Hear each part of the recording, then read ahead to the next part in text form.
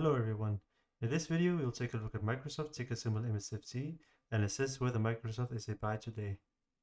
This will be done by looking at its metric and growth numbers. These can be seen here. These numbers can help us determine what assumptions we should make in our stock price projection tool, which will give us a low, normal, and high estimate of what we should pay for Microsoft today based on our desired annual return. Microsoft has a PE ratio of 32.5. That means that investors are willing to pay $32.5 for each dollar of earnings Microsoft produces. A profit margin of 38.5%, which means that 38.5% of their revenue is earned as net income. Microsoft has relatively low debt, with a current ratio of 2.2 and debt to equity ratio of 50%. They therefore have over double the amount of current assets to cover their current liabilities and over double the amount of equity compared to their debt. Therefore, both their long-term and short-term debt can be considered relatively low. Furthermore, Microsoft is great at utilizing its assets and its capital to generate more returns. It is amazing to see a company with a market cap of over $2 trillion to be able to have a return on assets and return on invested capital to be this high. Therefore, there is no doubt that Microsoft is a money printing machine. Microsoft has a price-to-free cash flow ratio of 39.4 and a 4-year average of 51.5. Investors are therefore willing to pay around $40 for each dollar of free cash flow Microsoft produces.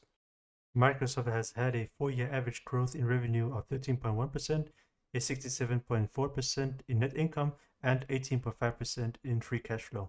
If we look at Microsoft's growth in revenue on Yahoo Finance under the income statement, we can see that Microsoft has been growing in revenue steadily, without any sudden jumps in revenue, and therefore this growth seems to be consistent. Microsoft's net income has been growing a lot more than its revenue, with a growth of about 250% from the year 18 to 21.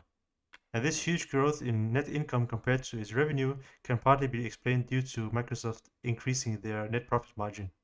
This is also illustrated on this graph, which can be found on macro trends.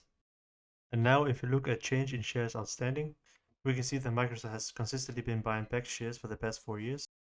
If we look at Microsoft's free cash flow growth under the cash flow section, we can see that Microsoft has consistently been growing its free cash flow over the past 4 years.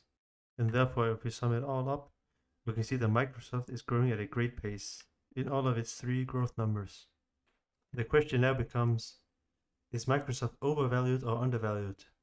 What are we going to pay for Microsoft today?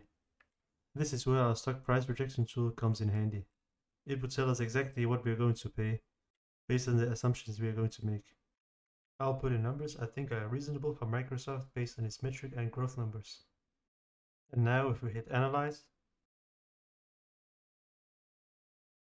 now for the high estimate, the exuberant case, if Microsoft runs their business flawlessly for 7 years straight, with a growth in free cash flow of 18% every year for 7 years, and a share buyback of 1% each year, and with a multiple of 18 after 7 years, with our desired 12% annual return, we have to pay $235 for a Microsoft share to get 12% of return each year for 7 years on our invested money.